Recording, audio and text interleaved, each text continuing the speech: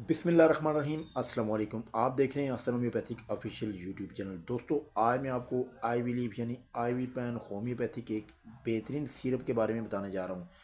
जिन बच्चों में बलगम जो है वो बहुत ज़्यादा होता है और वो उसको बाहर नहीं निकाल पाते, खांसी बहुत ज़्यादा होती है, तो उसके लिए बहुत इफ़ेक्टिव है।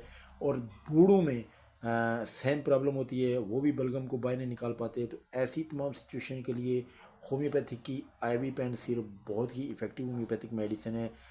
इसको सुबह दोपहर शाम एक एक चम्मच बूढ़ों के लिए और बच्चों के लिए छोटी चम्मच यानी टीस्पून 3 टाइम आप इस्तेमाल करें। अपने डॉक्टर के मशवरे से ज़रूर इस्तेमाल करें। इंशाल्लाह बच्चों को भी फ़र्क पड़ेगा और बड़ों में भी ये मसला हल हो जाएगा। नेक्स्ट वीडियो में फिर मिलते हैं। अल्लाह हाफ़िज़।